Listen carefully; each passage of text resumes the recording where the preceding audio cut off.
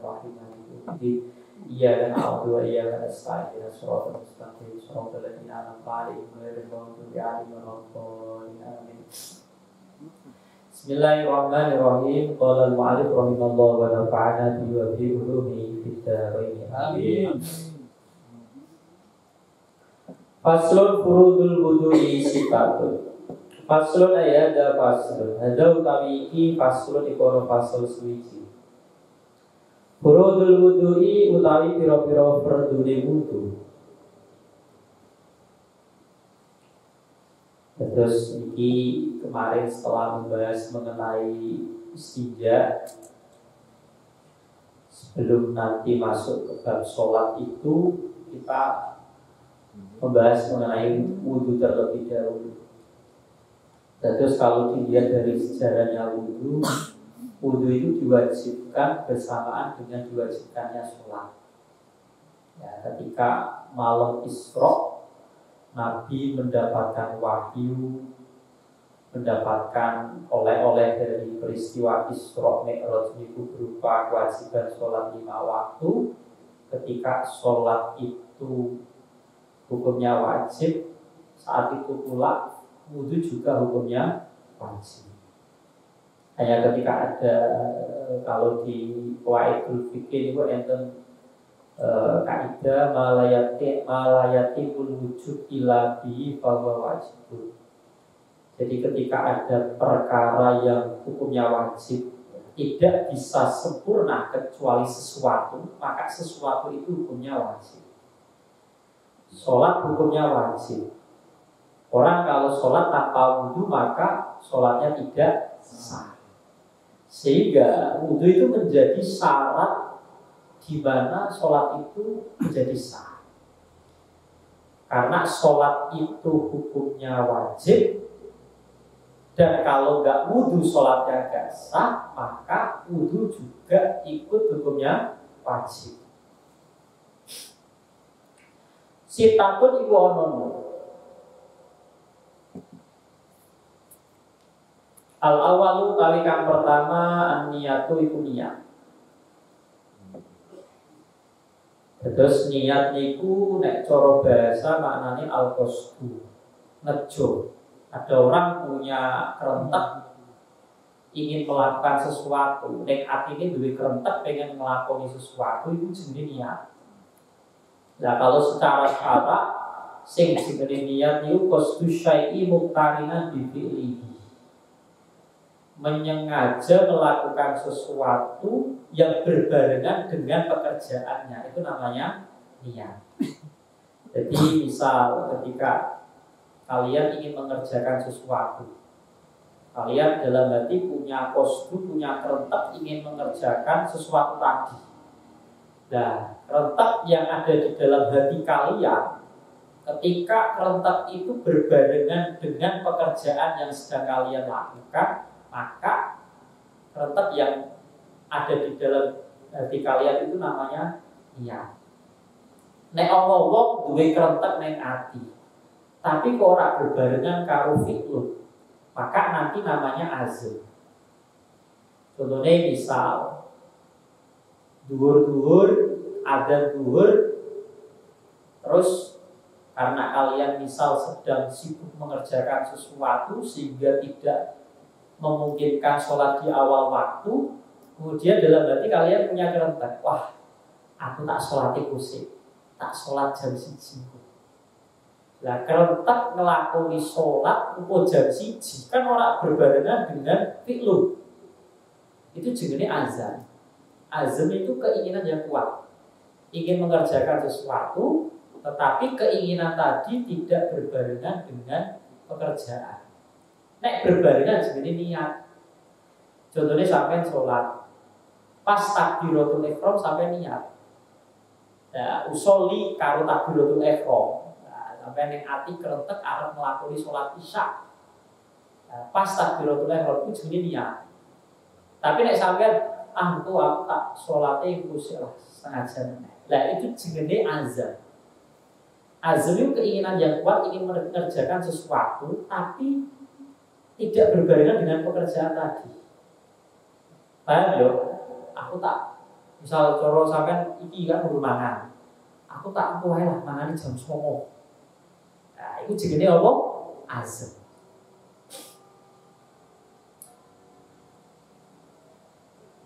Lah nek bahas masalah niat, sing jenenge niat niku fi'lul qalbi, pekerjaane ati.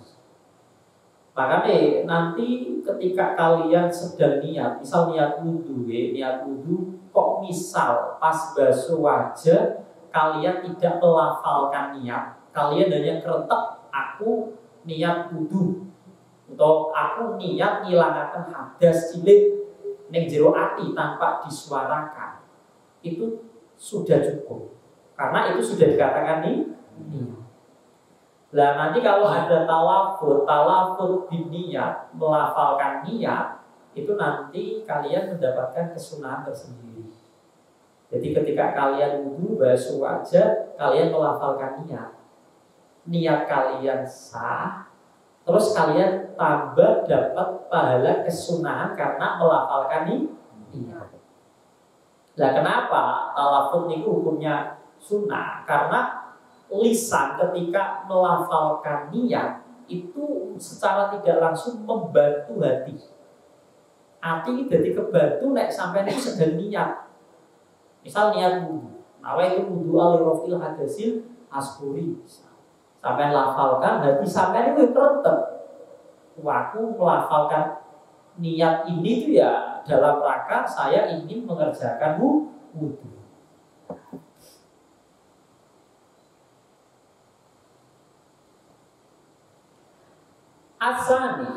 Asani utawi kang kaping 7. Nah, nek bahas masalah niat ya. Niat itu punya dua keistimewaan ya. Niat itu punya dua keistimewaan. Yang pertama itu niat itu menjadi tamyizul bainal ada wal ibadah.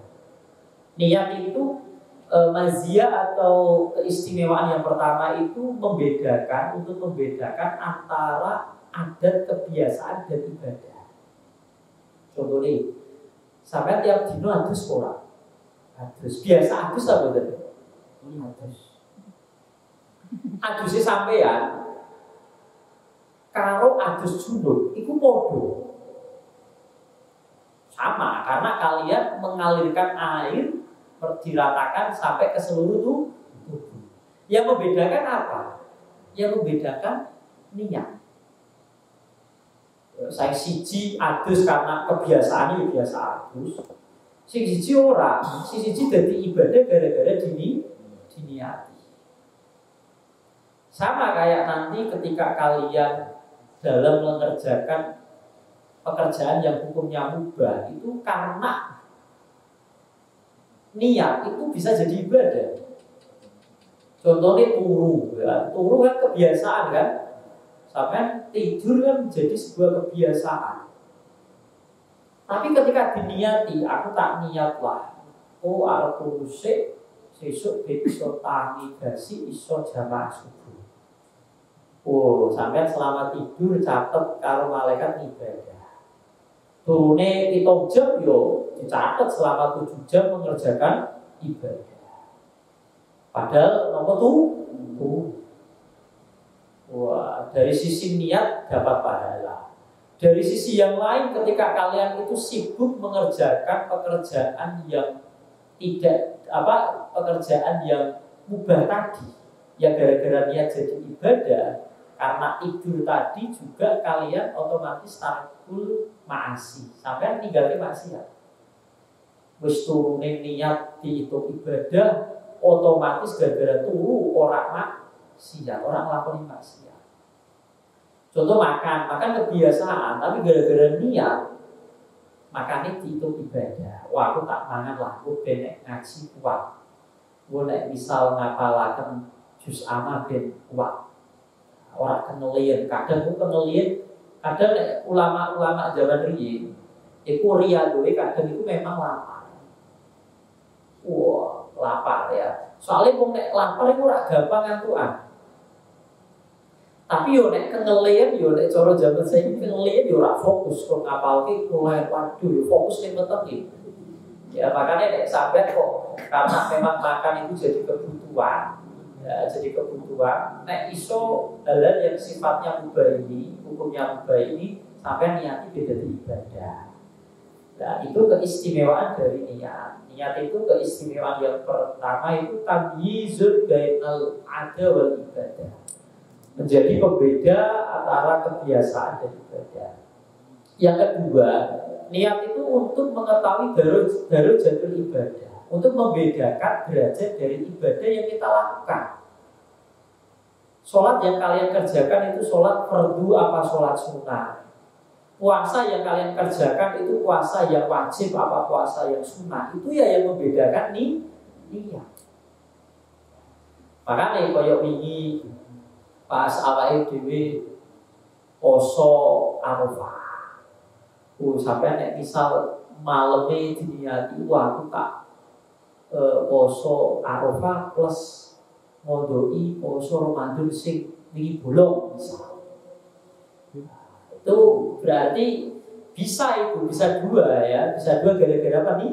Niat. Atau misal sampean aku tak ngelakoni sholat misal isa sampean pengen sholat, sholatnya sholat opo? Ya, itu yang membedakan apakah yang kalian kerjakan itu sholatnya sholat fardu atau sholat sunnah, itu juga yang membedakan adalah niat. Jadi keistimewaan niat itu ada dua. Dia yang pertama tamyizun bainal ada wal ibadah, pembeda antara adat kebiasaan dan ibadah. Yang kedua itu menjadi pembeda darajatul ibadah. Jadi sampai jadi tahu ini ibadah yang saya kerjakan itu derajatnya, tingkatannya itu apa? Apakah fardu, apakah sunnah? Itu ya gara-gara niat. Contohnya adus sing sunnah, opo adus sing wajib, adus suluk misalnya. Itu yang bedakan adalah niat. Asani utawi kakaping pindho ghuslul wajhi iku basuh wajah. Nah, saat ini batas wajah sing wajib dibasuh nalikane wudu niku pundi? Nah, nek misal wajah dilihat dari sisi panjangnya, itu mabena mana biti sya'ari rosi. Jadi tempat tumbuhnya rambut kepala. Dari sini wa akhirul lahya ini sampai ini tulang ini loh. Tulang uang, coro wong biyen wong kuno nek arani uang. Tulang sing tempat iki lho, tubuhnya gigi bagian bawah. Nah, tulang ini. Makanya nek sampean wudu atas itu nek panjangnya sirah ya, panjangnya wajah sirah. Wajah ini ya mana binti sya'ri ini dari sini sampai sini. Makanya nek wudu ojo pelit. Ngene, yo nek iso sampai sini. Ada tangan yang seperti ini. Ada gini ya. Biar bagian bawah ini juga ikut kebasuh. Wah, ini dipelajari siswa malam Jumat praktek. Ya, praktek langsung ya. Nanti tiap bab insya Allah nanti praktek. Misalnya bab wudu yo wudu, tayamum. Dan sampean tidak kebingungan nanti prakteknya seperti apa ya. Bergiling-giling ya. Sini sampai mana? Sampai sini. Jadi nanti kalau wudu basuh wajah ada praktek tangan seperti ini ya. Nah, gini ya. Biar sini kena. Orang usah ngiring, wah pasti gini lah. Enggak, wudu niku sing apik diluwehi. Karena besok umatnya Nabi Muhammad SAW itu dikenal oleh Nabi itu dari tanda asar wudu. Jadi asar dari atau bekas wudu ya, bekas wudu itu yang menjadi penanda kanjeng Nabi itu tahu kita. Makanya nek wudu niku aja terlalu ngirit. Ngirit itu dalam artinya bukan ngirit airnya loh ya, ngirit basuhan itu. Ojo sampai misal kok antara misalnya basuh tangan sampai siku-siku, pas siku-siku yo ojo diluwehi. Ben sepuro. Karena apa? Nanti orang kalau wudhu, asal wudhu, bekas wudhu itu nanti bulan ajali. So ning akhirat niku wajahe mencorok, wajah mencorok, kedua tangan dan kedua kaki yang bekas wudhu itu nanti akan kelihatan bercahaya. Makanya Kanjeng Nabi menyuruh untuk itolatu burron muhajjalin. Berarti kondawaake burron muhajjalin, kondawaake mencorongi wajah kalau mencorongi kedua tangan dan kedua kaki. Jadi yo nek misal wajah dikunjungi beda untuk tekan diri. Ya, untuk tekan bulu gini ben nek kujul kan berarti bisa dipastikan kalau yang wajib dibasuh itu terbasuh semua. Contohnya kalau bahas masalah auratnya wong lanang bisa mabaina surah waruba antara pusar dan lutut. Pusar dan lutut itu kan enggak aurat. Yang aurat itu anggota antara pusar dan lutut. Pusar sama lutut tidak aurat.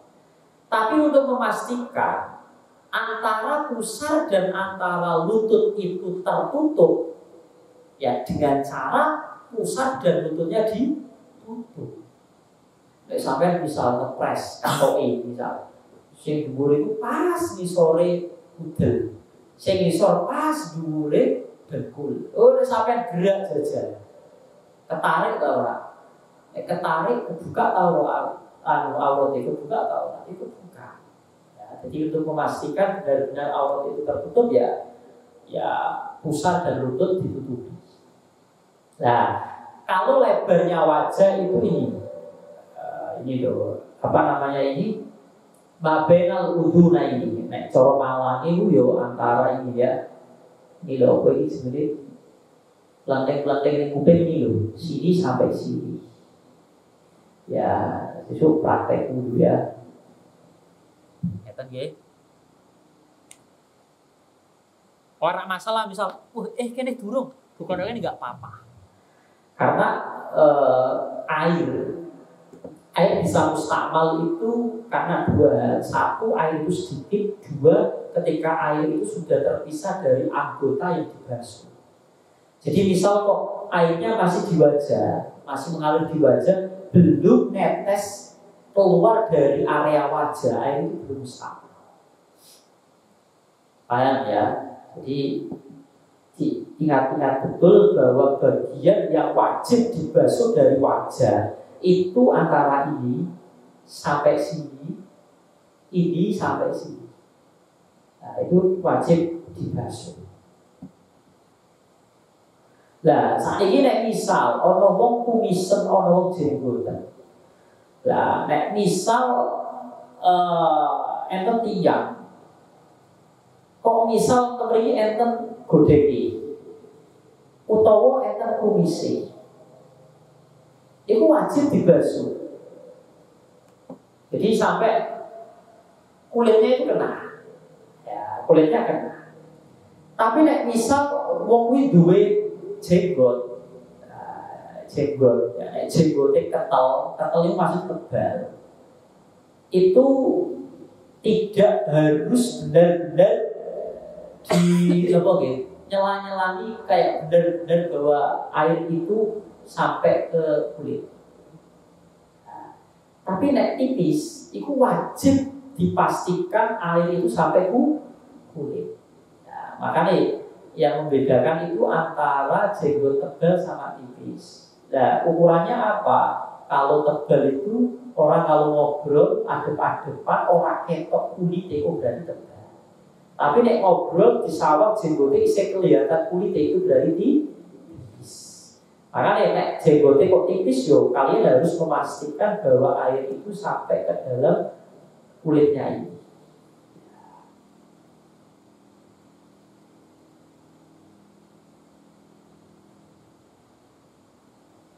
Koyok kandel, koyok misal budek, ya kita beri juga aridoi. Ilang aku sifat min liyatin rojuli wa aridoi. Kecuali godek sing tebel kalau jenggot sing tebel. Nek kuwi cukup doiring teles nulis cukup. Dan saat ini nek misal sing jenggotan wong wedok, Wong wedok jenggoten tebel, wajib dipastikan air sampai batin ini, sampai dalam kulit ini. Loh, kenapa kok hukumnya beda kalau yang jenggotan tebel itu laki-laki dan perempuan? Karena kalau perempuan jenggotan itu hukumnya langka, nadir, anadir kalpatu. Sesuatu yang langka itu seperti sesuatu yang enggak ada. Makanya wong wedok si jenggote tandel itu ya dianggap kaya orang jenggotan. Berarti wajib dipastikan air itu sampai batin, sampai anggota dalam ini. Nah, dan beri pengecualiannya ilama kusifa miliyati rojuli wa alihi. Ketel payaki husul doi faktor dibasuh jagane tok cukup. Asal isu utawi kang kaping 3 husul yadaini iku basuh tangan loro ma'al mirfaqaini ing dalem sertane sikut loro. Ya. Basune mulai ruusil asobe, mulai pucuk driji sampai siku. Nah, sampai pengen memastikan bahwa siku itu terbasuh dengan sempurna, maka harus dibasuh melebihi siku. Paham ya? Misal sampai praktek wudhu terus dibasuh sampai misal sini, sampai tengah-tengah lengan atas sini dulu. Sampai basuh ngeten, sampai sini. Kalau sampai basuh sampai sini, pasti siku itu terbasuh dengan sempurna. Tapi nek sampai mepet, dibasuh cuma sampai sini. Itu bisa saja bagian mirfaq, bagian siku itu ada yang tidak itu terbasuh. Makanya wau nek iso basuhe dikunjungi. Ya, besok nek akhirnya itu mencorongnya tambah dawa, tambah akeh.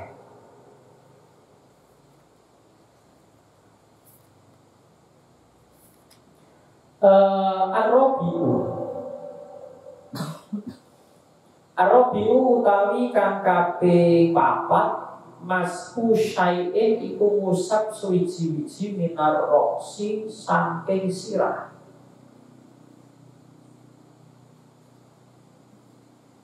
Ngusap yo ora basuh ya.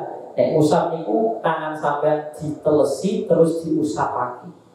Lah nek cara madzhab Syafi'i yang menjadi wajib itu sebagian kepala.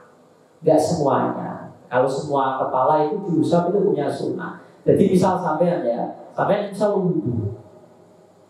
Pak deleke ketuk, waduh ra nunggu deleke ketuk misal. Sampean ketuli dengan tenang ketok. Set. Ya. Basuh waduh, utawa sampean misal apa, sampean terus pas usap itu sampean yang tenang ketok. Itu wis sah. Ya. Wis sah. Atau misal orang ketunan, orang beranggu komen misalnya berambutnya berarti apa namanya disisir ya kan kometan, ya wis ngeten mawon til, ini wis sah, ini tok ini wis hukumnya apa sah. Tapi nek sampai diusap seluruh kepala, sampai usap nenek, hukumnya apa sunnah. Lah nek rambutnya dawa, ya rambutnya dawa semene bisa sak geger. Iku orang gerang-gerang terus pucuknya rambutnya geger diusap sang boda. Yang harus diusap itu bagian rambut yang ada di batas kepala. Nek rambutnya wis keluar dari batas kepala, ya enggak bisa. Karena yang menjadi wajib niku mas'u syai'in minar roksi. Roksi maknanya sirah. Rambutnya sak bokong terus sing diusap pucuk rambut sing ning bokong kuwi enggak sah ya. Al-khamisu utawi kang kaping 5 ghuslur rijlaini iku basuh sikil loro ma'al ka'baini ing dalem sertane kemiren loro. Jadi mulai sikil telapak ngisor sampai basuh sampai mata kaki. Yo aja pas mata kaki. Dipunjuli sampai pentis misal, sampai betis. Orang sak dhuwur-dhuwur yo sampai buka apa sarung sak dhuwure dengkul malah awake sampai ketok. Ya, auratnya malah ketok buka aurat sampai ya sampai betis lah ya. Asal bisu utawi kang kaping lah, nek misal nek cara teng Arab niku kadang ana wong nganggo kebiasaan nganggo huf itu sepatu teko kulit. Nah, nek wong nganggo huf nanti boleh membasuh kaki itu diganti dengan mengusap huf, tapi dengan beberapa syarat. Syaratnya kudune sadurunge huf wis dalam keadaan suci, hufnya kudune kuat.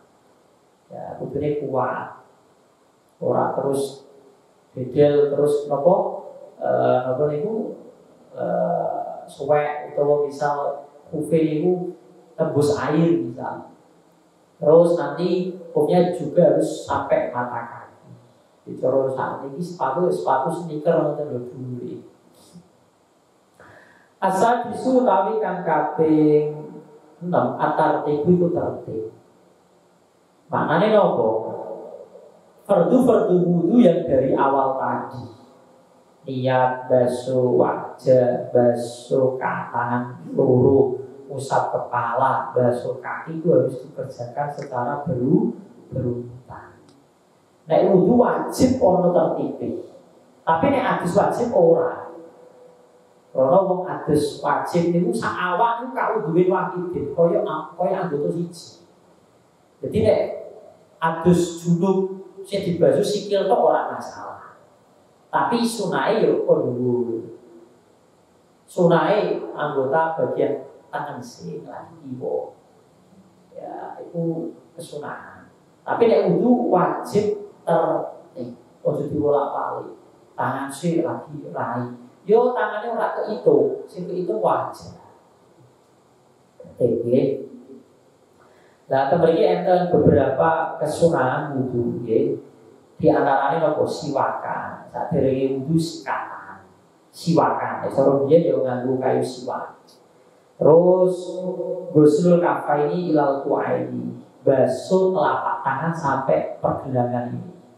Jadi sampean keran diurutke terus cuci tangan sih.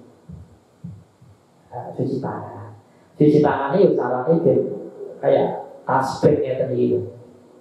Betul. Jadi siwakan terus cuci tangan terus kemu kan biasa nih. Kemu seperti yang kalian lakukan. Terus istinsya. Bagi hirup disedot. Ya, serot. Istinsya. Ditoke istinsya, berarti terus sampai toke.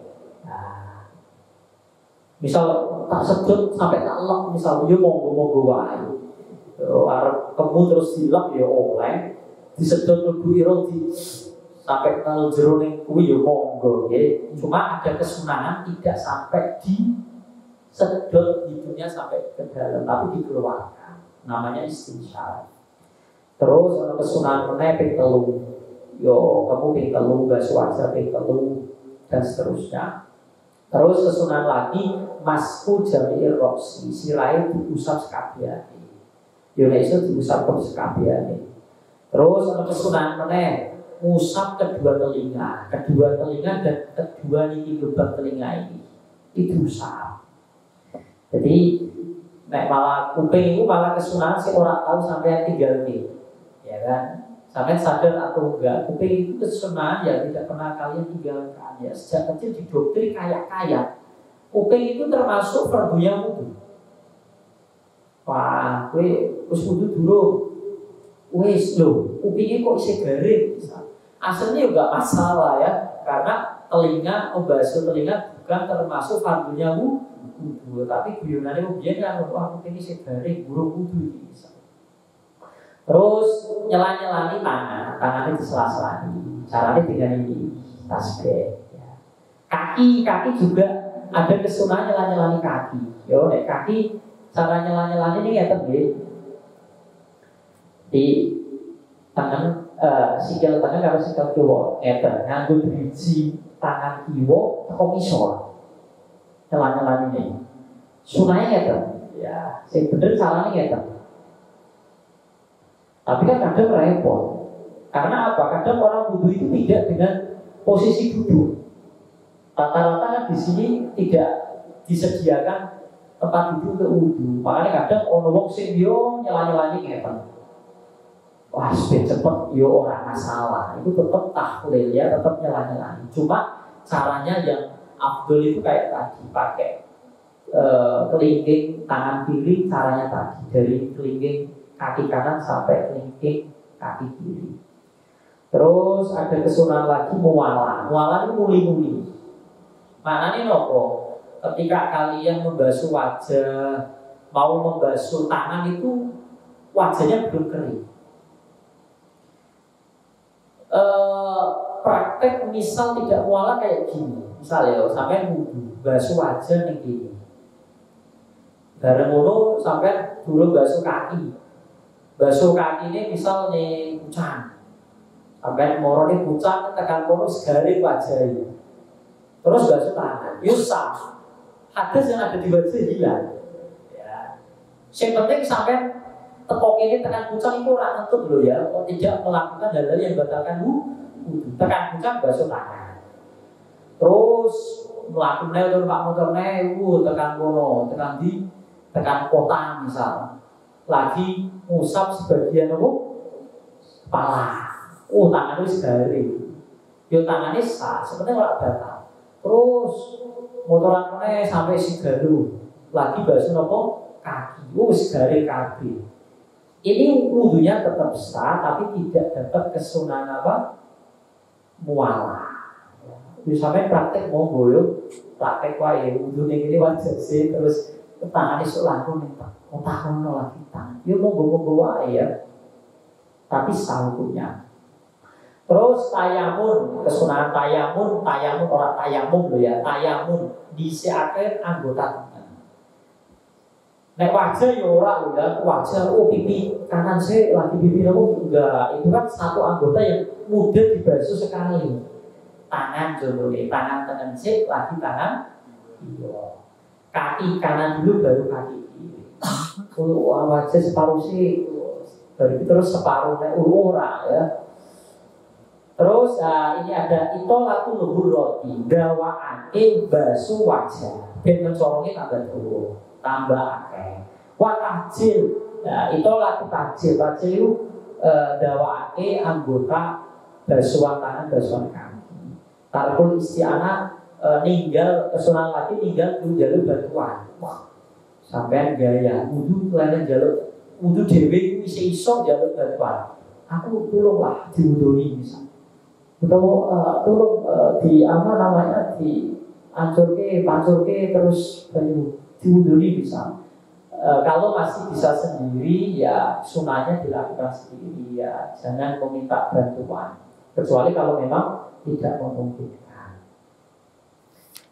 Nah, ini beberapa kesunahan. Nah, sisuk praktek ya, sisuk praktek plus kesunahan di antara kesunahan yang sudah kita bahas tadi. Ya sisuk ya dari saya kanca-kancane diajari kayak ngerti sisuk praktek ya Allah alam.